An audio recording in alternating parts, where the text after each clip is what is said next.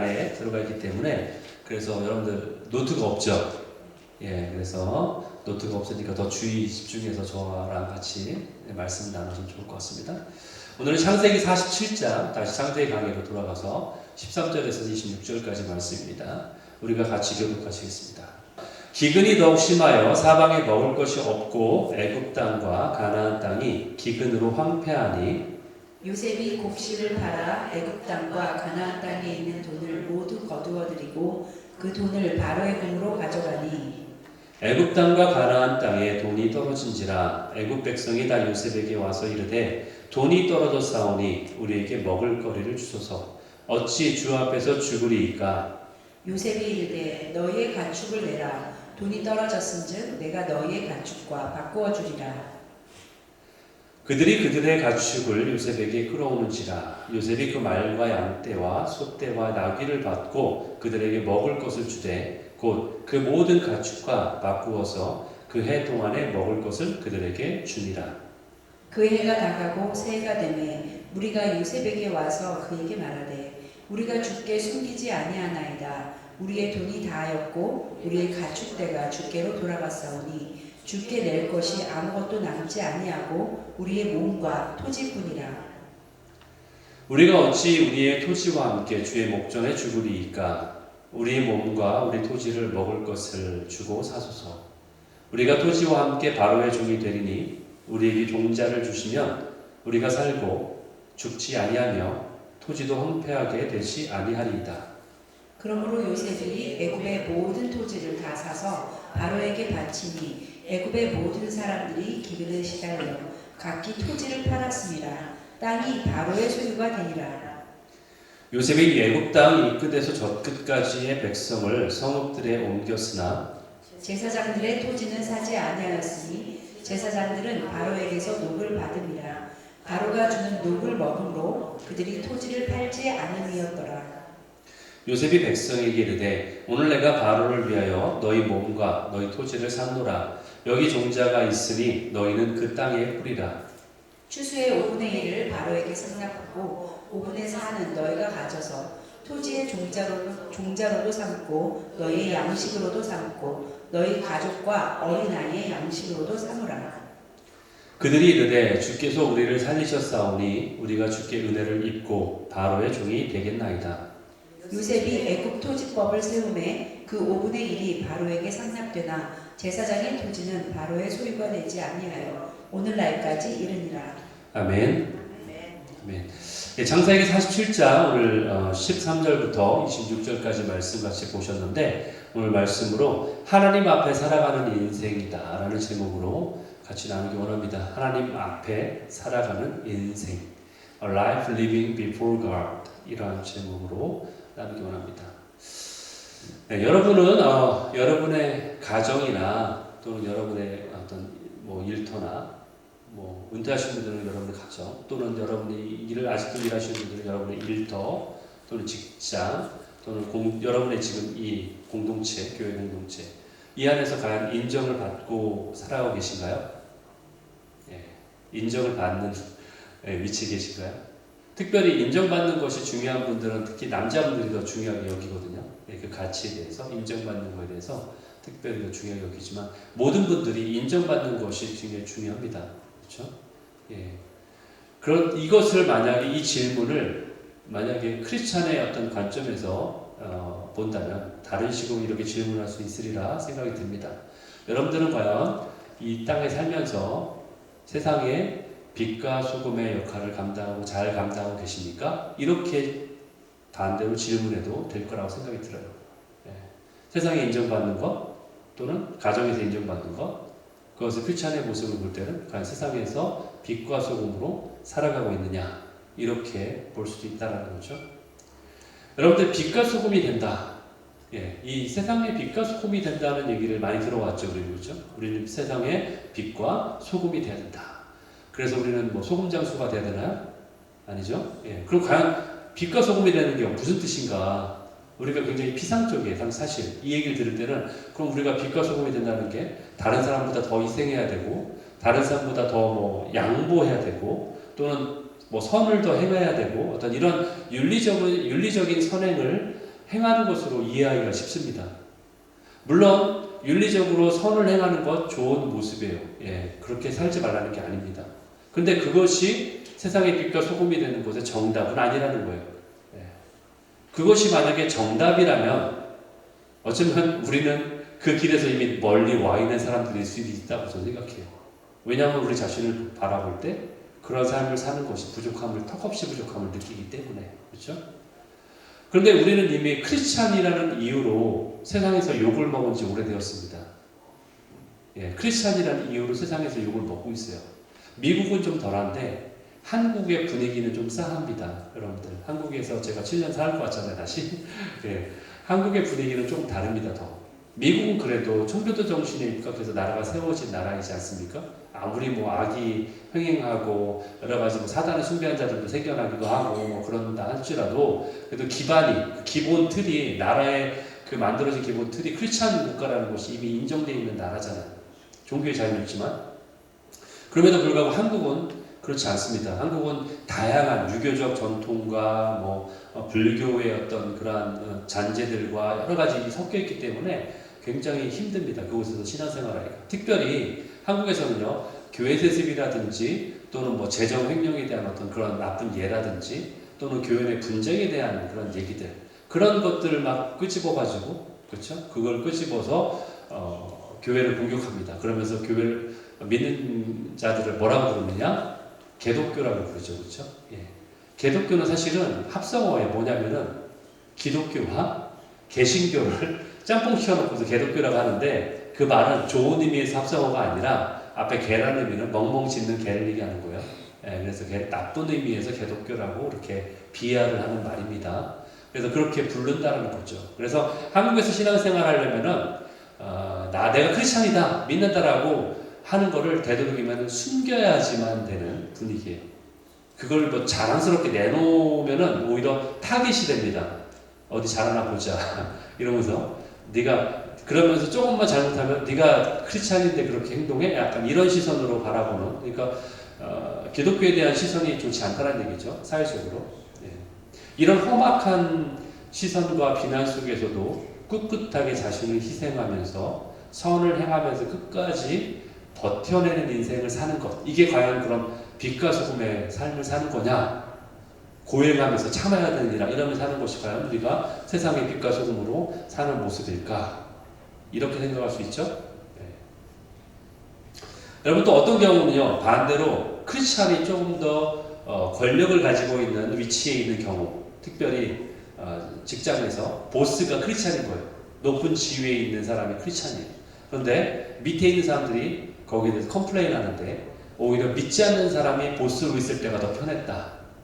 즉 크리스찬이 보스로 있으니까 오히려 더 깐깐하고 고집불통이고 자기 이익만 추구하고 그 회사만을 위해서 사람들의 희생을 강조하는 그러한 어떤 배타적인 사람이다라고 그렇게 이야기하는 얘기를 또 보기도 합니다. 과연 예수님을 잘 믿는다는 것이 과연 어떤 것일까? 이런 얘기를 들을 때마다 또는 한국에서의 그런 사회적 분위기를 들을 때마다 과연 세상에서의 빛과 소금이 되는 것이 과연 어떠한 모습일까? 우리가 생각해 보게 된다는 거예요. 과연 성숙한 그리스도인의 모습이 무엇일까? 고민해 볼 수밖에 없습니다. 또 어떤 크리스찬 분들은 이런 사회 가운데 살다 보니까 본인이 어떻게 하냐면은 그래, 반대로 그래, 어차피 세상은 악한 거야. 저 세상은 바벨론이야. 그러니까 우리는 저 바벨론하고 타협하면 안 돼. 그리고 저 세상은 썩어져 끝장날 그러한 결론을 가지고 있는 그러한 무리들이니까. 그러나 성도들은 말 그대로 성도잖아요, 그렇죠? 거룩한 무리들, 우리는 거룩한 자들이니까 쟤네들하고는 놀면 안 돼. 그러니까 우리는 우리 안에서 저희들과 타협하면 안 되기 때문에 고집스럽게 내가 원하는 대로 또 내가 추구하는 대로 경직되게 그렇게 살아가는 게 맞아. 이렇게 오히려 반대로 극단적으로 가는 분들도 있어요, 그렇죠? 네, 세상을 막 무시하고 믿지 않는 사람을 막 내리깔고 이렇게 살 수도 있다는 거죠. 어떤 면에서는 맞아요. 우리가 진리를 지켜내는 측면에 있어서는 그렇게 우리가 거기에 강직하게 그것을 지켜야 되는 측면에서는 그렇게 타협해서는 안 됩니다. 왜냐하면 오직 모든 구원이 그리스도에게서만 나오기 때문에. 그렇죠? 그 진리라는 측면에서는 절대로 타협해서는 안 돼요. 사도행전 4장 12절에 이런 말씀이 있죠.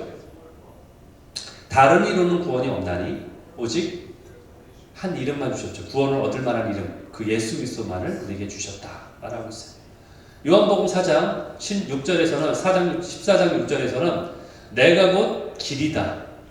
예수 그리스도께서 말씀하신 거예요. 나는 길이다.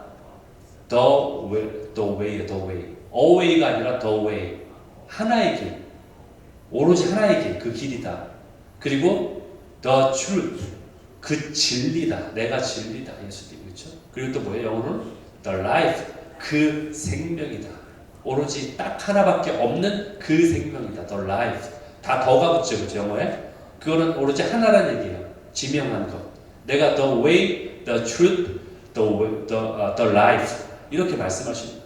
그러니까 나로 말미암지 않고는 아버지께로 하나님께로 올 사람이 없어. 결국 예수님만이 구원의 길이라는 거예요. 결국 양보할 수 없는 영역이 우리에게 분명히 존재해요. 그래서 세상 사람들이 볼 때 야 너희는 배타적이야 라고 말할 수밖에 없는 부분이 분명히 존재한다는 거예요. 그러나 그거는 진리를 지키는 것 측면에서만 그렇다는 거예요. 그 외에서는 그렇게 하면 안 된다는 거죠. 근데 또 반대로 또 어떤 크리스찬들은 정반대 또 삶을 살아요. 그래 내가 세상에 사는 거는 어쩔 수 없는 거니까 세상은 저렇게 돌아가는데 체념하고 살자 그냥. 그래 세상에 순응하면서 그냥 어차피 내가 세상을 이기려고 해봤자 이길 수도 없는데 대다수가 주류가 다들 그렇게 흘러가고 있는데 나만 뭐 이렇게 산다고 해서 누가 알아주기나 해? 이렇게 산다고 해서 누가 뭐 욕이나 먹지. 그러니까 나는 수용하고 받아들여야 돼. 이렇게 살 수도 있다는 거예요. 근데 그런 분들을 마음 가운데는 그들의 방식만 수용하는 게 아니라 그 진리를 지켜내지 못할 수 있다는 거예요. 그럴 경우에는. 왜냐하면 그분들 안에는 하나님의 실제가 없기 때문에 그 진리를 지켜낼 수 있는 힘이 그 안에 없다라는 거예요. 내가 유연하게 세상 가운데 유연하게 그걸 대처한다 할지라도 그 안에 있는 진리만을 절대로 포기할 수 없어라는 그런 강직함은 있어야 되는데 그럴 수 없다는 거죠. 왜냐하면 그 안에 하나님에 대한 실제가 없기 때문에. 그건 뭐냐?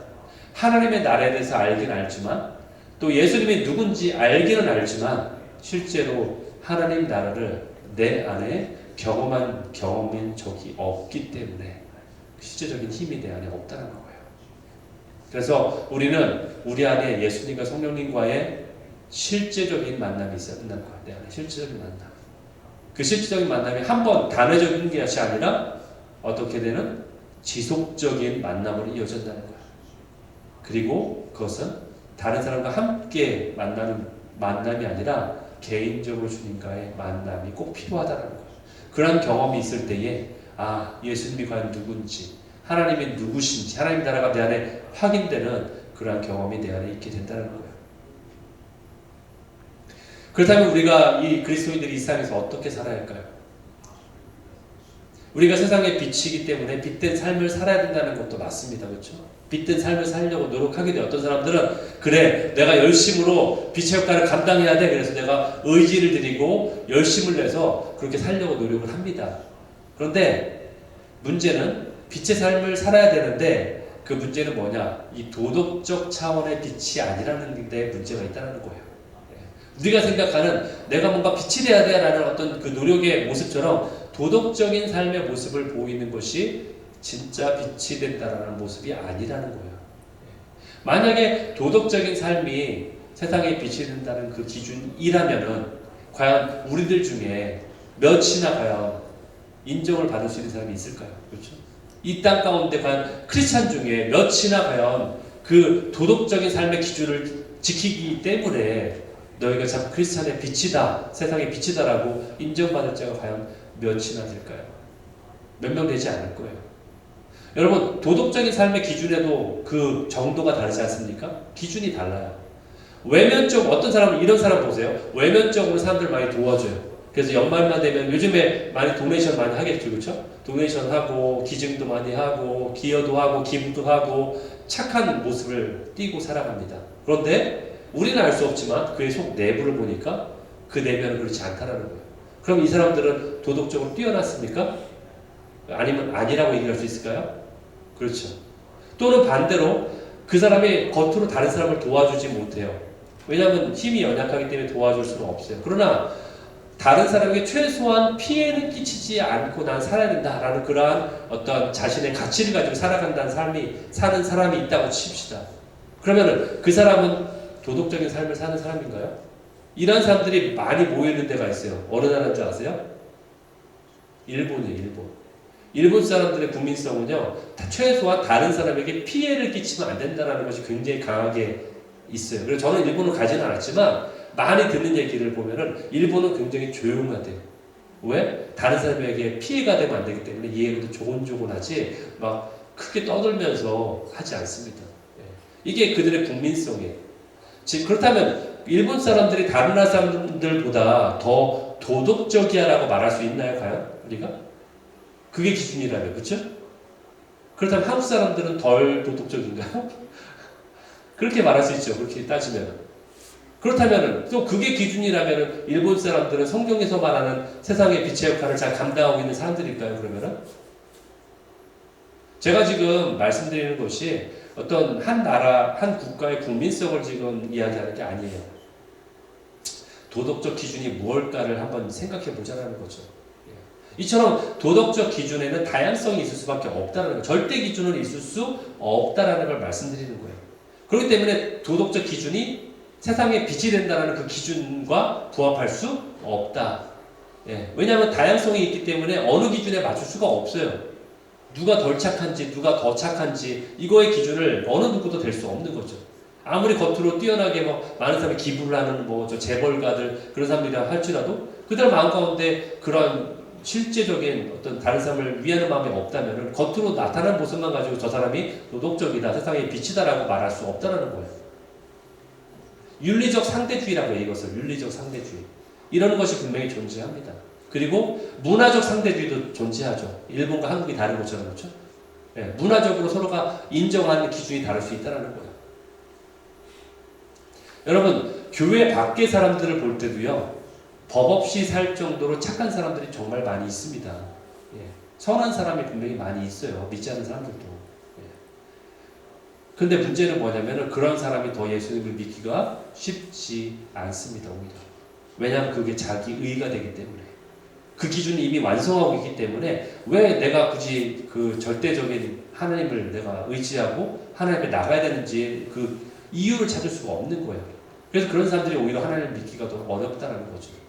우리가 착각해서는 안 될 것은 뭐냐면은 그리스도인들이 자신의 어떤 도덕적인 수준을 높인다고 해서 세상 사람들이 우리를 존경하게 될 거야 라고 해서는 안 된다는 거예요.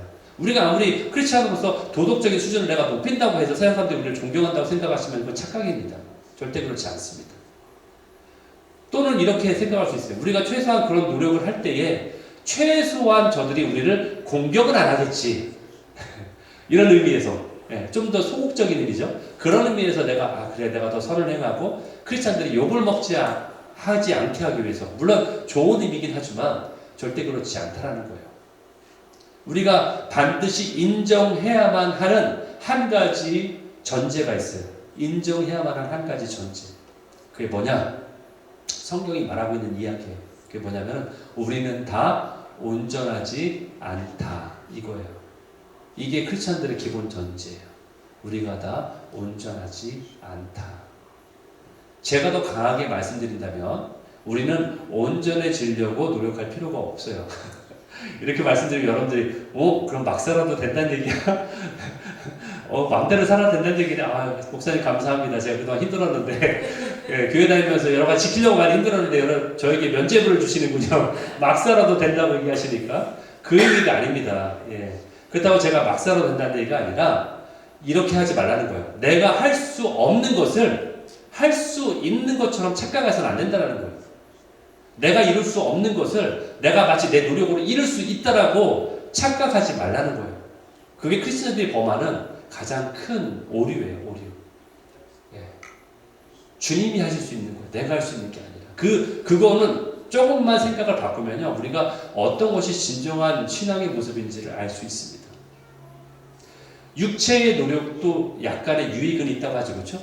육체 경건의 모습 중에서 육체의 노력이 약간의 유익은 있다고 성경은 말하고 있어요. 그러나 그것이 절대적으로요. 여러분이 노력하는 모습들이 절대적으로 하나님이 원하는 수준은 아니에요. 여러분이 아무리 선을 행해도요. 그 수준은요. 하나님이 원하는 수준에는 절대 도달할 수 없는 수준이에요. 이해되십니까? 무슨 말인지? 하나님이 원하는 거는 야 네가 그 정도로 한다고 내가 내 기준은 그보다 더 높아. 이렇게 말씀하시는 거예요. 그러니까 너는 나한테 그냥 맡겨. 이렇게 얘기하시는 거죠. 내가 이뤄줄게. 너는 할 수 없어. 근데 왜 네가 할 수 있다고 생각해? 그 교만이죠. 그게 교만이에요. 이것이 주님이 원하는 신앙 원리예요. 신앙 원리는 뭐냐? 내가 할 수 없기 때문에 어떻게 된다? 어떻게 된다? 성령님을 쫓아 살아가야 된다. 성령님을 누가 보내셨어요? 그냥 갑자기 왔어요? 누가 보내셨어요? 누가 보내셨어요? 하나님이. 그리고 또 정확히 얘기하면 예수님이 보내셨죠. 예수님이 승천하시면서 내가 나를 대신하여 내 부재를 통해서 너희들에게 함께할 임마누엘 하나님을 함께할 성령님을 보내셨죠. 보혜사, 너를 도와줄. 예수님이 그렇게 말씀하신 건데 왜 예수님을 부인해요? 예수님을 믿는다고 하면서 예수님이 보내신 성령님은 배척해요. 이거 말이 안 되는 얘기죠. 예수님이 하신 얘기를 예수님을 믿는다고 하면서 크리스찬은 예수님을 믿는 종교잖아요. 그렇죠? 예, 예수님 믿는 종교예요. 하나님을 믿는 종교라고 하면 좀 달라요. 물론 하나님이 맞긴 한데 다들 하나님을 얘기하잖아요. 그렇죠? 이슬람도 하나님을 얘기해요. 물론 그 하나님은 아니지만 그래도 어쨌든 하나님을 믿는다는 것보다 더 정확히 얘기하면 예수님을 믿는 게 크리스찬들이에요. 근데 예수님을 믿는다고 하면서 예수님의 말은 안 믿어. 예수님을 믿는다고 하면서 예수님이 보낸 성령님은 안 믿어. 성령님이 운행하신다는 것도 안 믿어. 성령님이 역사하시는 것도 안 믿어. 성령님이 말씀하신다는 것도 안 믿어. 그러면 그건 이단이라고 얘기하는 거예요. 삼위일체는 믿으면서 다 살아있지 않은 것처럼 생각해. 성령님은 잠잠히 막 손에 두 손 꽁꽁 묶인 채로 가요 같은데 두 손 꽁꽁 두 손 꽁꽁 묶인 채로 아무 말도 못하고 얘기도 못하고 역사도 하지 않는 더 이상 그런 존재로 그냥 있기만 해. 그냥 그런 존재가 있기는 하는데 역사는 안 해. 말도 못하셔. 뭐 능력도 없으셔. 이렇게 얘기하는 거예요. 그걸 만약에 능력도 있고 나에게 말씀도 하시고 그분이 살아서 역사하신다고 하면 이다냐 이렇게 얘기하는 거죠. 은사주의야. 그게 말이 됩니까? 삼위일체를 믿는다고 하는데 그렇죠. 우리가 너무나 신앙생활하면서 너무나 이상하게 생각하는 원리들이 많이 있다는 거예요. 성령님을 따라 살아가면서 성령님이 우리에게 도와주시면서 내 마음과 생각을 지켜주시고 내 안에서 더 많은 나의 영역들이 더 하나님의 나라를 경험되게 바꿔주시는 것을 경험할 때에 그게 바로 삶의 변화로 나타나는 거예요. 그게 삶의 변화지 믿습니다 하고서 이겨야 됩니다 하고서 여기다 막 찌르면서 참아야 됩니다. 이건 하면 안 되고 저건 하면 안 되고 하면서 크리스찬들이 이걸 지키려고 어떤 노력적인 의지적인 것을 통해서 내가 이걸 막 내 스스로가 바꿔야 돼 이러면서 이렇게 하는 게 신앙의 빛의 모습이 아니라는 거예요. 주님이 우리를 바꿔가는 걸 내가 경험하도록 나를 맡겨드릴 때 주님이 나를 바꿔주시는 거지 내가 스스로 주체가 돼서 나를 바꾸는 게 아니라는 거죠. 왜? 나는 내 스스로 바꿀 수 없기 때문에. 이미 전제가 뭐예요? 우리는 온전하지 않다. 나는 그런 힘이 없다. 이걸 인정하는 거죠. 그게 순종의 모습이고 그게 진정한 신앙의 모습이라는 거예요. 우리는 스스로가 빛을 만들어낼 수 없는 자예요. 여러분 세상에 빛과 소금이 된다고 해서 여러분 스스로가 빛이 되는 게 아닙니다. 그 빛은 여러분의 빛이 아니라 하나님의 빛을 경험했을 때 그 빛이 내 안에서 경험돼서 나를 통해 반사되는 빛인 거예요. 말하자면 하나님의 빛이지 여러분이 여러분 스스로 발광하는 게 아니에요. 발광하지 마세요. 여러분 발광한다는 얘기 하잖아요. 욕할 때도 쓰잖아요. 그렇죠? 발광하지 말아라. 앞에 두 자가 또 들어가긴 하는데 제가 차마 그 말을 설교 시간에 할 수 없고 발광하지 말아라. 스스로가 빛을 낼 수 없어요. 우리는. 근데 자꾸 내 스스로가 빛을 내려고 한다는 얘기죠. 그것은 아니란 얘기예요. 우리가 죄를 이기는 방법은 내가 죄와 싸워 이기려는 자신의 노력보다도 이런 노력도 물론 중요하긴 하지만 그보다도 더 중요한 것은 성령님께서 내 삶을 주장하시도록 내가 맡겨드리는 오히려 힘 빼는 게 더 쉽지 않습니다. 여러분. 맡겨드리는 거예요. 여러분 이건 뭐 다른 얘기지만 물에 빠진 사람 구하러 들어갈 때 주의하라는 게 뭔지 아세요? 물에 빠진 사람 구하러 들어가면요? 힘 빠질 때까지 기다리라고 얘기도 있는데 그러다 진짜 죽을 수도 있고요. 중요한 거는 그거보다 더 중요한 거는 뒤쪽에서 들어가야 돼요. 예, 뒤쪽에서 접근해야 돼. 그 물에 빠진 사람. 앞쪽에 접근하잖아요. 그러면 나를 잡고서 같이 물귀신처럼 잡고서 같이 들어가요. 그러니까 나도 죽어요, 같이. 뒤쪽에서 들어가야 돼. 뒤쪽에서 목을 잡고서 끌어야 돼. 그 얘기 뭐냐? 물에 빠져 죽는 사람은요, 도와달라고 다른 사람에게 힘을 쓰는 거예요. 근데 힘을 오히려 빼고서 다른 사람이랑 죽도록 그냥 힘을 빼고 있으면 오히려 구하기가 쉬워요. 물에 뜨기 때문에. 근데 내가 힘을 주니까 더 죽는 자리로 가는 거죠. 이게 신앙도 마찬가지인 거예요. 내가 힘을 빼야 되는데 힘을 뺄 자리에서 내가 힘을 주고 내가 할 수 있는 것처럼 주님 저리가 좀 계세요. 내가 좀 할 테니까. 좀 귀찮게 좀 하지 마시고 잠깐만 계세요. 내가 이거 일을 할 수 있어요. 내가 할 수 있어요. 이렇게 하는 거죠. 주님이 도와주시겠다고 하는데 잘하지도 못하면서 마치 어린아이가 있는데 어린아이가 가위질하면서 막 그 위험한 가위를 가지고 3-4살짜리가 막 잘 가위질하면서 엄마가 도와준다는데 막 내가 할 수 있어 하면서 저리 비켜하면서 자기가 하려다가 다치거나 이런 거 똑같은 거예요. 예. 믿는 자나 믿지 않는 자나 다 똑같습니다. 우리가 뭐 예수님을 믿는다고 해서 우리가 예수 그리스도를 나의 구주를 영접하는 순간 갑자기 여러분들이 막 돌변해가지고 천사가 되고 천사같이 막 이렇게 되지 않잖아요. 저 똑같아요. 단지 틀린 것 딱 뭐예요? 틀린 것 딱 하나 뭐예요? 성령님께 나를 맡겨드릴 수 있느냐 아니면 그 성령님을 부인하느냐 이 차이죠. 믿지 않는 사람들 당연히 성령님 부인하겠죠. 믿지 않는 당연히 그렇죠. 그 차이예요. 내 안에 성령님이 계시느냐 그렇지 않냐 그 차이죠. 예. 이건 우리가 뭐 갑자기 천사가 되거나 그렇지 않다라는 것은 여러분 배우자를 통해서 이미 확인한 바 되지 않습니까? 그렇죠? 예. 가장 나의 거울과 같은 존재. 결혼하면 아주 내 편이 될 줄 알았더니 남편이고 그렇죠? 예. 그러면서 나의 가장 어두운 면을 가장 잘 보여주는 사람이 바로 내 배우자예요. 어쩜 그렇게 쪽집게처럼 잘 아는지. 예. 내가 나 스스로에 대해서 몰랐던 부분들 사실 알고 있는데 내가 감추려고 했던 것들을 친구들은 얘기하지 않죠. 그렇죠? 친구들은 얘기하지 않아요. 아무리 친한 친구도 나의 약점에 대해서 잘 얘기하지 않습니다. 왜냐하면 친한 관계를 유지하기 위해서 뭐 굳이 좋은 얘기 해도 되는데 굳이 나쁜 얘기 해서 서로 불킬 필요 없으니까. 그러나 부부는 어때요? 적나라하게 다 얘기하죠. 그렇죠? 예, 적나라하게 어쩜 이렇게 나를 잘할지 적나라하게 얘기합니다. 그러면 그 얘기를 듣는 순간 기분 나쁘지만 그 말이 맞아. 근데 겉으로는 부인하면서 아니라고 하지만 그 말이 맞거든요. 우리가 크리스찬들도 다 똑같아요. 그렇죠? 갑자기 변화해서 막 성화되어서 그런 사람으로 변하는 게 아니거든요. 중요한 거는 성령님이 내 안에 계시느냐 계시지 않냐 이 차이예요. 여러분 우리는 다 똑같습니다. 믿지 않는 자들이나 우리나 똑같아요. 사실은 우리가 살아가는 삶의 영역 가운데는요 4가지 가치의 영역이 있다라는 것을 분명히 기억해야 돼요. 4가지가 우리 안에 분명히 하나님의 온전한 통치를 경험하는 좋은 밭의 영역이 있습니다. 좋은 밭. 4가지 밭 중에 좋은 밭. 바로 하나님의 온전한 통치를 경험하고 이것이 하나님의 나라구나라는 것을 내가 경험했던 그렇죠? 그리고 경험했기 때문에 내 안에서 이 영역을 주님께 내어드리는 순종하는 영역이 있다는 거예요. 주님 이렇게 받아주세요. 그렇죠? 여러분의 시간의 영역들 바로 이 시간에 여러분 여기 앉아 계시잖아요. 이게 여러분이 순종하는 좋은 밭의 영역이에요. 여러분들이 주님 앞에 드려지는 영역들 그렇죠? 분명히 있다는 얘기죠. 그런데 그 외의 영역들에서는 하나님의 것과 어둠의 세력이 서로 충돌하고 갈등하는 영역이 있어요. 어떤 때는 하나님이 승리하시다가 어떤 때는 악한 어떤 어둠의 세력이 승리하고자 하는 그런 영역이 있다는 갈등의 영역이 있다는 거죠. 그 밭이 어떤 밭이에요? 가시나무 밭과 돌짝 밭이죠. 그렇죠? 4가지 밭 중에서 첫 번째 좋은 밭 하나님의 완전한 통치를 경험하는 영역, 우리 삶의 영역들. 2번째는 뭐야? 하나님의 영역도 경험하지만 어둠의 세력의 어떤 영향도 받고 있는 갈팡질팡하고 갈등하는 영역. 바로 가시떨기 나무밭과 그리고 돌짝밭이 있다는 거야. 그리고 또 어떤 마지막 남은 4번째 밭이 뭐예요? 길가와 같은 영역이죠. 그건 밭이라고도 부르지 않잖아요. 길가와 같은 영역. 밭이라고 부르지도 않아요. 그건. 밭이라는 어떤 형태도 없어요. 아직은 밭도 아니에요. 그렇기 때문에 이건 뭐냐? 내가 아직 인식하지도 못하는 영역이에요. 나에게 그런 영역이 있었어? 나에게 그러한 어둠의 영역이 있었단 말이야? 하나님 앞에 전혀 속하지 않는 어둠의 영역이 분명히 나에게 존재하는.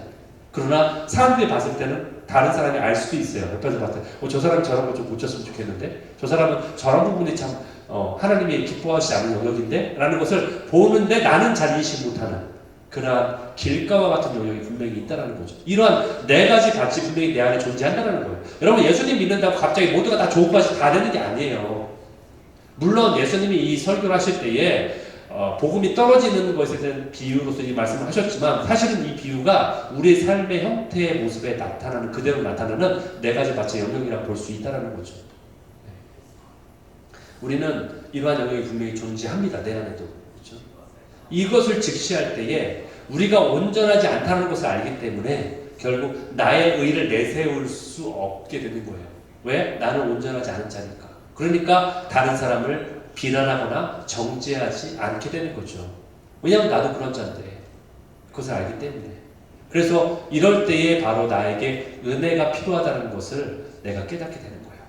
나는 은혜가 필요한 자입니다.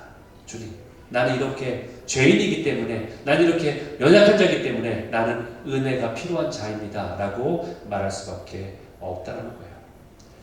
그렇습니다. 우리는 도덕적으로 완벽한 자가 아니에요. 아니, 그렇게 될 수 없습니다. 여러분 죽을 때까지 암만 노력해도요 도덕적으로 완전해질 수 없어요. 여러분들이 그렇게 믿는 것 자체가 착각이에요. 내가 그렇게 될 수 있다라고 믿는 것 자체가 착각이에요. 그렇기 때문에 우리가 세상으로부터 공격을 받지 않기 위해서 도덕적으로 노력해야 되는 것이 아니라는 거죠. 크리스찬들이 우리가 노력한다고 해서 공격을 받지 않는 것도 아니에요. 인류 역사가 끝날 때까지 교회는요 세상으로부터 공격을 받을 거예요. 이거를 제가 말씀드리는 게 아니라 예수님이 말씀하셨어요. 이미 요한복음 15장 18절 19절 예수님이 말씀하셨어요. 세상이 너희를 미워하면 너희보다 먼저 나를 예수님을 미워한 줄 알아라. 나 때문인 줄 알아라. 너희가 미움만 당한 게 아니야. 먼저 나부터 미움을 받은 거야 라고 얘기하시죠. 만약에 19절 너희가 세상에 속한 자면은 세상이 너희를 자기 편이니까 사랑할지 몰라. 그러나 너희는 세상에 속한 자가 아니지 않냐. 도리어 내가 너희를 택했기 때문에 너는 나의 사람들이잖아. 나의 백성이잖아. 그렇기 때문에 세상이 너희를 미워하는 거야. 이렇게 얘기하시잖아요. 그렇죠? 세상은 미워할 수밖에 없습니다. 이거를 우리가 인정하고 가야 돼요. 세상은 우리를 미워할 수밖에 없어요. 이건 우리의 도덕적 기준하고 아무 상관이 없습니다. 여러분 사단이 벌이는 일은요 어둠의 세력을 총동원해서 교회를 공격하는 거예요. 교회가 누구예요? 이 건물이 교회예요? 바로 여러분 자신이죠. 그렇죠? 우리가 교회잖아요. 교회를 공격하는 게 사단의 목적이에요. 자신의 총동원에 왜? 마지막 때가 이제 가까우니까 자기의 끝이 가까우기 때문에 이제는 최대한 모든 걸 다 동원해서 공격을 하려고 하는 거죠. 당연한 일이죠. 사단은 참소하는 자죠. 계속해서 우리를 정죄하고 참소하는 자예요. 끊임없이 믿는 자들에게 거짓을 말해요. 너희 이러한 자지, 이러한 자지. 마치 한국의 정치판 같아요. 막 없는 얘기 갖다가 막 너희 이러한 자지, 이러한 자지 참소하는 거죠. 그게 바로 사단이 하는 일이에요. 정죄감을 심어주고 죄책감을 심어주고 이게 사단이 하는 일이에요. 그래서 이렇게 돼서 하나님 앞에 나아가지 못하도록 사람들을 부추기고 사람들을 휩쓸리게 하고 그러한 일들 가운데 휘둘리게 만드는 것이 사단이 하는 일들이에요. 그러니까 거기에 휩쓸리거나 부추김을 당하거나 휘둘린다면은 사단이 하고자 하는 계획에 똑같이 합류하는 거예요. 그걸 여러분들이 거슬려야 되죠. 그렇죠? 그것을 반대해야 되죠. 그것을 나는 NO라고 얘기할 수 있어야 되는 거죠. 그리스도인들은 그렇기 때문에 오히려 세상에 잘 보이려는 행위를 멈춰야 됩니다. 어떤 분들은 그런 분들이 있어요. 특히 저는 그런 거를 많이 봤어요. 특히 코로나 시대 때 그런 걸 많이 봤어요. 코로나 때 교회가 많이 공격을 당했어요.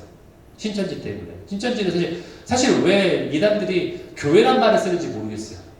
이단들이 왜 목사란 말을 쓰는지 모르겠어요. 그저 그냥 교주라고 쓰든가. 목사가 아니라 그렇죠? 교주죠. 그게 무슨 목사예요. 교주고 이단의 괴수들은 그렇죠. 그리고 거기가 무슨 교회입니까? 그게 그냥 집단들이죠. 그렇죠? 이단 집단들이죠. 근데 꼭 교회란 말을 써요. 왜 그런 줄 아세요? 그리고 꼭 보면은 또 많은 경우에 침례교회, 장로교회를 많이 써요. 특별히 침례교도 많이 쓰고요. 장로교단을 많이 사용합니다. 자기네 이름에다가. 여러분 이단의 의미는요. 이렇게 설명하면 쉬울 거예요. 여러분 짝퉁 아시죠? 짝퉁. 짝퉁의 목적은 뭐예요? 고품질이 아니에요. 퀄리티가 아닙니다. 짝퉁의 목적은 퀄리티가 아니에요. 품질을 좋게 만드는 게 아니라 어떻게 하면은 진품과 똑같이 될까 이거잖아요. 어떻게 하면 사람들이 잘 못 알아차리면서 진품처럼 보이게 할까? 이것이 그들의 목적이에요. 이단도 똑같아요. 어떻게 하면은 진짜와 똑같아질까? 그래서 교회라는 말을 쓰는 거고, 그래서 목사라는 걸 쓰는 거고, 그래서 장로교, 침례교라는 어떤 교단 이름을 쓰는 거예요, 그들이. 진짜와 똑같이 결국 자기들이 진짜가 아니라는 것을 스스로가 나타내는 거죠. 자기들이 짝퉁이라는 걸. 그게 바로 사단이 하는 일이에요. 진짜를 모방하는 것. 하나님을 모방하는 거예요, 사단이. 자기가 하나님처럼 되면서 되길 원하기 때문에 하나님을 모방하는 거예요. 그래서 사단도 생겨나잖아요. 자기를 경배하라, 숭배하라. 그렇죠? 그게 다 모방하는 겁니다. 그렇기 때문에 우리 크리스찬들은 세상에 잘 보이려고 해서는 안 돼요. 오히려 자기 의를 멈춰야 돼요. 내가 뭔가 할 수 있어. 내가 이걸 통해서 세상에 빛과 소금이 돼야 되니까 내가 이 의를 통해서 뭔가 드러내야 돼. 라는 생각을 멈춰야 된다는 거예요. 그리고 대신에 어떻게 해야 되는가? 내 안에 나의 주도권을, 내 삶의 주도권을 누구에게? 하나님께, 성령님께 내어드려야 된다는, 이게 중요한 포인트예요. 내가 좌지우지하는 게 아니라 나의 운전대를 하나님께 내어드리는 거. 이게 진정한 신앙의 모습이라는 거예요. 여러분 갈라디아서 1장 10절 볼까요? 이게 누가 한 고백이냐면 사도 바울이 한 고백이에요. 뭐라고 얘기했어요? 이제 내가 사람들에게 좋게 하랴 아니면 하나님께 좋게 하랴. 두 가지 선택이 있는 거예요. 사람들에게 좋게 할까? 아니면 하나님께 좋게 할까? 사람들의 기쁨을 줄까? 아니면 내가 사람들의 기쁨을 구하였다면 그리스도의 종이 아닌데 그렇기 때문에 하나님께 기쁨을 구하는 게 맞다. 이렇게 지금 얘기하잖아요. 여러분 사도 바울은 이렇게 고백했는데 이번에는 사울 얘기해 볼게요. 이름이 비슷하지만 사울이 누구예요? 다윗왕, 그렇죠? 다윗의 전 왕이죠. 사울 왕. 사울 왕이 어떻게 하나님께 버림을 받았는지 아십니까? 결정적인 이유가 있어요. 그 결정적인 이유가 뭐냐? 어느 날 이 사울이 블레셋과 전면적으로 전쟁을 치르게 됩니다. 전쟁을 치르는데 그때 블레셋 군대가 엄청나게 강해요. 막강해요. 그래서 막 이제 지고 있는 거예요. 그래서 좀만 잘못하면은 이제 거의 처참하게 패배할 지경에까지 오게 된 거예요. 그러다 보니까 어떤 일들이 벌어지냐면은 이스라엘 군대 중에서 사람들이 탈영하기 시작하는 거예요. 도망가는 거예요. 무서우니까 탈영병들이 막 생겨나는 거예요. 그러니까 사울도 무서운 거예요. 왕이지만 무서워서 그래서 이제 그런데 이제 누구를 기다리냐면 선지자 사무엘이 와가지고 제사를 집전하고 제사를 드리고서 자기에게 하나님으로부터의 은혜를 구하고 그래서 어떤 탈출구를 마련하는 그러한 것을 기회를 지금 기다리고 있는 거예요. 그래서 빨리 사무엘 선지자가 와서 제사를 드려주고 하나님께 기도를 드려주고 자신을 위로해주고 이런 것들을 기다리는 거예요. 그런데 사무엘 선지자가 오는 것이 점점 늦어지는 거예요. 지연되는 거예요. 안 오는 거예요. 그러니까 너무 급한 나머지 사울은 하나님의 그러한 뜻을 구하지 않고 결국 당황한 나머지 자기가 직접 제사장이 돼서 제사를 진행해 버립니다. 후에 사울은 그 일에 대해서 사무엘 선지자에게 이렇게 변명합니다. 사무엘상 15장 24절 이렇게 변명을 해요. 사울이 뭐라고 하느냐? 내가 범죄한 거 알아요. 자기도 내가 범죄했습니다. 내가 여호와의 명령을 어기고 또 당시 선지자의 명령도 어겼습니다. 라고 얘기하죠. 그런데 뭐라고 얘기하느냐? 내가 백성을 두려워하였기 때문에 그들의 말을 청종했습니다. 내가 한 행동은 백성들의 말을 들었을 뿐이에요. 라고 변명하는 거예요. 저들이 그렇게 하라고 시켰어요. 말하자면 이거예요. 변명한 거예요. 저들이 막 너무 무섭게 나를 막 이렇게 얘기하고 협박하고 빨리 제사를 드리면 안 됩니다. 라고 막 나에게 상황을 몰아가고 그렇게 했기 때문에 내가 어쩔 수 없이 제사를 드릴 수밖에 없었어요. 라고 얘기하는 거예요. 결국 이거 뭐예요? 사람들의 눈에 좋게 하는 거죠. 사람들의 비유를 맞춘 거예요. 그들의 말을 따른 거예요. 이 말을 통해서 우리가 알 수 있는 게 뭐예요? 사울은 하나님의 명령을 어기고 선지자의 말을 어긴 것은 백성들을 두려워했기 때문에 그 두려움이 그에게 임했기 때문이라는 얘기죠. 이 변명은 바로 사도 바울의 그 앞에 했던 그 고백과 너무나 차별화된 그러한 말이라는 거죠. 너무나 극명하게 상반된 말이에요. 내가 사람에게 좋게 하랴? 하나님께 좋게 하랴. 이렇게 고백한 사도 바울과는 너무나 다른 지금 고백을 하고 있는 거예요. 저들이 나를 두렵게 해가지고 내가 따른 겁니다. 라고 얘기하는 거죠. 이것이 과연 사울만의 실수였을까요? 이것이 과연 사울만의 실수라는 거예요. 저는 그렇게 보지 않습니다. 어제나 오늘이나 하나님의 백성들, 저와 여러분이 범할 수 있는 실수 중에 하나예요. 이것은 바로. 우리도 그렇게 할 수 있다는 거예요. 두려움이 나에게 임할 때에 내가 그렇게 할 수 있다는 거예요. 우리는 하나님의 백성이지만 이 땅에 나그네의 삶을 사는 사람들입니다. 이 땅에 살아가고 있지만 우리는 이 땅에 속한 사람이 아니다. 어디에 속했다? 하늘에 속해 있는 하늘의 시민권을 가진 자다. 제가 한국에 살 때 그 느낌을 더 받았어요. 저는 외국인이잖아요. 미국 시민권을 가지고 있죠. 한국에 사는데 혜택들이 없는 거야. 한국 사람들은 막 다 봤는데 혜택들이 없는 거예요. 코로나에 걸렸는데도 한국 사람들한테 얼마씩 막 지불이 되는데 저한테는 안 오는 거예요. 그런 것들이. 결국 그러면서 어떤 느낌이 드냐면 나는 진짜 외국인이 맞구나. 저는 잠깐 일하기도 했었는데 그래서 저는 제 스스로가 나는 외국인 노동자야. 이렇게 이야기하면서 제가 있었던 경험이 있어요. 결국 하늘나라의 시민권을 가진 사람은 그 땅에 속해 있지 않다는 걸 느끼듯이, 그렇죠? 이 땅에 속해 있지 않듯이 우리도 그런 자죠. 바로 이 땅에 살고 있지만 우리는 하늘의 시민권을 가진 하늘나라의 시민이라는 얘기죠. 그런데 종종 우리가 이것을 잊을 때가 있죠. 왜? 우리가 이 땅에 거하고 있기 때문에 눈에 막 이 땅에 살면서 보이는 것들이 있잖아요. 그러니까 마치 내가 이 땅에 소속된 사람처럼 생각이 된다는 거예요. 그래서 하나님의 약속을 알고 있지만 그것을 무시하고 상황이 악화되면 결국 아까 그 사울처럼 그렇게 너무나 쉽게 그것을 무시해버릴 수가 있다는 거예요. 오늘 우리가 읽었던 본문을 돌아가 보겠습니다. 길게 앞에 말씀드렸는데 요셉이 애굽에 7년이라는 풍년의 기간을 지났죠. 그렇죠? 꿈에 나온 대로 그 바로의 꿈에 나온 대로 7년이라는 그러한 풍년의 시간이 지나갔어요. 그리고 이제 흉년이 들어간 거예요. 흉년으로. 그리고 흉년도 6년이나 지나가 버렸어요. 그리고 나머지 이제 마지막 7년째 마지막 흉년의 시간이 다가오고 있어요. 근데 그것을 어떻게 할 수 있느냐? 본문에 보면은 사람들에게 종자를 주겠다고 하는 언급을 통해 알 수 있어요. 사람들한테 종자를 주겠다. 너에게 씨앗을, 종자를 이제 줄 테니까 그것을 이제 심을 때가 됐다. 왜? 흉년이 끝나가니까. 이제 그것을 통해서 우리가 알 수 있다는 거죠. 근데 이것을 통해서 우리가 알 수 있는 것은 이것이 바로 믿음이다라는 거예요. 믿음. 믿음은 뭐예요? 히브리서 11장 1절에 말씀에 있죠. 믿음은 바라는 것들의 실상이다. 그렇죠? 보지 못하는 것의 증거다. 그렇죠? 그게 믿음이라고 말하고 있죠. 그러면 무엇을 바란다는 걸까요? 여기서 바란다는 게 무엇을 바라는 걸까요? 바라는 것의 실상이다. 그럼 바라는 것이라고 하면 여러분 생각할 때는 크리스마스 때는 뭐 어른분만 계시지만 산타 할아버지는 내가 바라는 걸 주시니까 내가 소원하는 것들 뭐 그런 걸 얘기하는 걸까요? 여기서 말하는 바라는 것이? 여기서 바란다는 것은요 바로 약속에 대한 거예요. 약속. 하나님의 약속. 하나님이 우리에게 해주신 약속을 말하는 거예요. 그것이 이루어질 것이라는 것을 아는 것이 뭐다? 믿음이다. 그렇다면 종자를 나눠주는 것이 그 믿음이라 한다면 종자를 왜 나눠줄까요? 무엇에 대한 것을 기대하기 때문에 이제 흉년이 곧 끝난다. 7년이 이제 끝났으니까, 그렇죠? 7년이 끝나는 마지막 해니까 이제 끝난다. 그러니까 하나님의 말씀이 반드시 이루어진다. 이것을 믿는다는 거죠. 결국 여러분 이것이 바로 믿음이라는 거예요.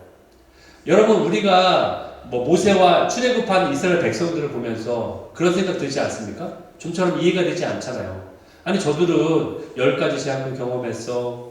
홍해 기적도 홍해도 막 직접 자기가 막 건넜어. 막 물이 막 물결이 있는 그 사이를 건넜어. 그런데도 여전히 불평하고 불만하고 그런 사람들 보면서 야 나라면 저러지 않을 텐데 저들은 왜 저러냐. 하나님의 인도하심 공급하심 다 경험했는데도 왜 저렇게 하나님을 믿지 않고 불평할까. 이상하지 않나요? 그렇죠? 그런데 그것이 바로 우리의 모습이라는 것을 알 때 우리가 참 다시 한번 우리의 연약함을 깨닫게 되는 거죠. 바로의 꿈을 통해 알려주신 대로 7년째 풍년이 지났고 이제 흉년도 6년이 지났어요. 근데 이 상황들이 지나갈 때에 저는 이 두 사람이 더 최고로 놀랐을 것 같아요. 누굴 것 같으세요? 두 사람이. 다른 사람들은 그냥 흉년이 오면 흉년이다 라고 생각할 테고, 흉년이 오면 힘들지만 그래도 흉년이 오는구나 생각하겠죠. 근데 두 사람은, 그 내막을 아는 두 사람만은 너무나 놀랄 것 같아요. 누굴 것 같으세요? 예? 누구야? 요셉과 바로왕이죠. 그렇죠? 바로왕이죠. 예.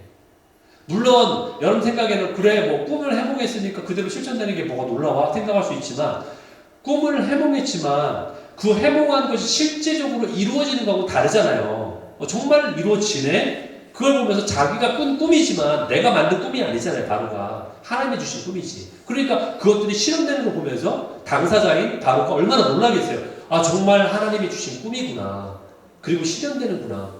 요셉도 마찬가지죠. 요셉도 해몽을 자기가 했지만 자기가 해몽했다고 해서 자기가 그 상황들을 다 계획하는 게 아니잖아요. 요셉이. 하나님이 다 알고 해몽도 알게 하시고 그 계획도 하나님이 하신 거기 때문에 정말로 내가 해몽한 대로 이루어지는구나. 하나님이 행하시는 거구나. 놀랍겠죠. 놀라면서도 믿겨지지 않을 정도로 신기하고 그랬을 것 같아요. 여러분 어려움이 있을 때 이 어려움이 언제 끝나나라고 생각할 때가 많이 있는데, 특별히 우리 남자분들은요 군대에 다녀온 경험이 있으시잖아요. 그렇죠? 군대 가셨을 때 한번 생각해 보세요. 내가 언제 제대하는지 날짜가 나옵니다. 그렇죠? 날짜가 나오는데, 근데 군대 안에 있을 때는 어려우니까 뭐라고 생각하는지 아세요? 이 어려움이 도대체 언제 끝나지? 이렇게 얘기한다니까요. 내가 분명히 아는데, 내가 분명히 언제 끝나는지 아는데 어떻게 한탄하냐면은 이 어려움이 도대체 언제 끝나는 거야? 국방부의 이 시계는 세상의 시계하고 다른 것 같아. 너무 천천히 가. 이렇게 얘기한다고요. 그 얘기는 뭐예요? 그만큼 어렵다라는 거예요. 힘들다는 거예요. 그렇죠? 그만큼 힘들다는 거예요. 이처럼 힘든 가운데 있으면서 과연 하나님의 약속을 이루셨지만 정말 이해가 마지막 흉년일까? 라고 생각할 수 있죠. 충분히. 그렇지 않나요? 어려운 가운데 있으면은 이게 정말로 마지막 흉년이 맞을까라고 마지막까지도 그렇게 생각할 수 있다는 거예요. 그런데 종자를 나눠주면서 이걸 심어라. 이제는 심을 때가 됐다. 얘기한다는 얘기는 그것이 바로 믿음이라는 거예요. 믿음. 하나님이 주신 약속에 대해서 내가 믿는다. 그에 대한 믿음을 지금 보이고 있다는 거죠. 그래서 결국 종자를 나눠주고 그렇게 믿게 되었다는 거예요. 오늘 요셉 이야기를 통해서 구체적인 그 내용을 해석하는 것도 중요하지만 그보다 더 중요한 사항은요, 풍년 때나 또는 흉년 때나 우리와 함께 하시고 우리에게 나타내 주시는 그러한 임마누엘 되신 하나님을 자신의 삶에서 현재형으로 경험하는 것, 내가 살아가면서 계속적으로 현재형으로 지속적으로 경험하는 것, 그것이 중요하다는 것을 우리에게 보여주고 있습니다. 그래서 요셉 때문에 이집트의 모든 자들이 하나님의 실존을 경험하게 되죠. 그렇죠? 심지어는 바로 왕조차도 하나님의 살아계심을 경험하게 됩니다. 많은 애국 사람들이 하나님의 사람인 요셉에게 재정을 갖다 바치는 장면이 오늘 본문에 나와요. 그래서 나중에는 가축까지 바치고 그 다음에는 자신의 몸과 그리고 자기 가지고 있는 땅까지도 바칩니다. 이것이 절대로 요셉이 강요한 게 아니에요. 하지만 이것은 하나님이 주신 지혜였어요. 지혜. 그러면서 이걸 통해서 어떤 것이 확립되냐면은 이걸 통해서 그 이집트 나라의 왕권이 확립이 되고요. 이걸 통해서 조세 제도가 확립이 되는 것이 바로 요셉을 통해서 이루어진다는 거예요. 이것이 바로 하나님이 주신 지혜라는 거죠. 근데 이걸 보면서 우리가 요즘 시대로 생각하면은 착취 아니냐 이렇게 생각할 수 있어요. 왜냐면은 5분의 1을 세금으로 내고 5분의 4를 너희가 가져라. 5분의 1도 엄청난 양이잖아요. 사실 그렇죠? 세금으로 내라. 근데 사실 착취가 아닌 게 그 당시에 여러 나라들은 그 반대로 세금을 냈다고 해요. 5분의 4를 세금을 내고 5분의 1이 자신의 것이 됐다고 해요. 그렇기 때문에 그렇게 착취는 아니라는 거죠. 결국 요셉은요, 하나님의 선하신 뜻대로 순종함에 통해서 이방 나라에도 하나님의 탁월하신 그러한 어떤 통치의 면모를 보여주고 있다는 거예요. 그것을 이 요셉을 통해 우리가 알 수 있다는 거예요. 이걸 통해 우리가 알 수 있는 게 뭐냐? 이것이 바로 세상의 빛의 모습을 나타내는 모습이라는 거예요. 요셉의 이 모습이. 그래서 우리가 아까 처음에 제가 서두에 말씀드렸던 말씀처럼 우리가 세상의 빛과 소금이 된다는 의미가 하나님의 말씀에 순종함으로 내가 그 삶을 살아내는 것이 세상의 빛과 소금이 되는 것이지, 세상에 잘 보이기 위해서 또는 세상으로부터 어떤 그런 안 좋은 소리를 듣지 않기 위해서 또는 나의 어떤 도덕적 기준에 부합하기 위해서 내가 스스로가 어떤 도덕적인 행위를 세우려고 노력하는 그 자체의 모습은 아니라는 것을 우리가 알아야 된다는 거예요. 그것이 바로 세상의 빛과 소금이 된다는 의미의 차이라는 것을 분명히 알아야 됩니다. 여러분, 그렇기 때문에 우리는 주님 앞에 도덕적으로 행하는 것이 절대 선이 아니라는 것을 우리가 깨닫고서 하나님 안에 머물면서 하나님의 아름다움을 경험하는 삶이 되기를 축원합니다. 이런 삶을 살아갈 때에 여러분 모두가 하나님의 빛과 소금이 되는 그러한 자로 거듭날 줄 믿습니다. 아멘. 그래서 정말 우리가 주님의 뜻을 살아내는 것, 그 살아내는 것만큼 어려운 것이 없어요. 여러분, 살아내는 것만큼. 여러분들 한 가지만 더 제가 말씀드리고 마칠게요. 한국 교회가 이루어야 할 당면 과제가 뭔지 아세요? 한국 교회. 물론 여러분들이 지금 미국에 살고 계시지만 특별히 우리는 한국과에 무관하지 않지 않습니까? 그 영향력이 옵니다. 한국에 있는 교계와 교회의 영향력이 우리에게도 옵니다. 그렇기 때문에 한국 교회가 이루어야 할 당면 과제가 뭔지 우리도 생각해 보아야 된다는 거예요. 제가 한국에 있을 때 특별히 이것을 많이 생각을 해봤어요. 과연 한국 교회가 이루어야 할 당면 과제, 내가 이걸 이루어야 되는 정말 급선무인 과제가 뭘까? 왜냐면은 제가 아까 말씀드렸지 않습니까? 한국 교회가 개독교라는 얘기를 듣잖아요. 그러면은 그래 우리가 개선해서 한국 교회가 욕먹지 않기 위해서 교회가 뭔가 세상으로 뭔가 기부도 많이 하고 뭔가 좋은 일도 많이 하고 우리가 청렴 결백하게 사는 모습을 보여줘야 된다. 세상의 어떤 모델이 돼야 된다. 이런 걸까요? 저는 그렇게 생각하지 않습니다. 여러분들 한국교회가 왜 7, 80년대 부흥을 이뤘는데 지금은 이러느냐? 저는 그것이 이렇게 생각해요. 7, 80년대는요 아직 믿지 않는 단계였어요. 하나님을 믿는 자가 적었던 단계였어요. 그렇기 때문에 그때는 무엇이 중요했냐면은 구원 열차에 올라타는 것이 중요해요. 일단 믿는 게 중요한 거예요. 일단 그게 뭐냐? 하나님의 사람으로 출생하는 게 중요한 거예요. 아기 낳는 걸 비유하면은 출생의 시기였어요. 출생의 시기. 출생이 중요한 거였어요. 그때는 그것이 중요했기 때문에 예수님만 믿어라, 구원만 얻어라, 이거에 강조가 됐기 때문에 그럼 우리가 복을 받는다. 어떻게든 그들을 믿게 하기 위해서 이것에 치중했던, 이것을 강조했던 시기가 바로 7, 80년대였어요. 그러나 지금은 어떤 시기예요? 이미 많은 사람들이 많이 있고 복음의 이야기를 들었고 이미 많은 사람이 믿었잖아요. 이제는 어떤 시기냐면 이미 출생을 했으면 어떻게 돼요? 어떻게 해야 돼요? 자라야죠. 이제는 자라가지 않으니까 교회가 욕을 먹는 거예요. 세상으로부터 도덕적으로 낮아서 욕을 먹는 게 아니라 교회가 자라나지 않기 때문에 욕을 먹는 거예요. 그 자리에 머물러 있기 때문에. 결국 이것이 바로 살아냄에 대한 주님의 도전이라고 생각해요. 주님의 뜻을 살아내는 것. 그 살아낸다는 게 뭐예요? 빛과 소금이 되는 거 똑같은 얘기죠. 주님 안에서 내가 변화되는 거예요.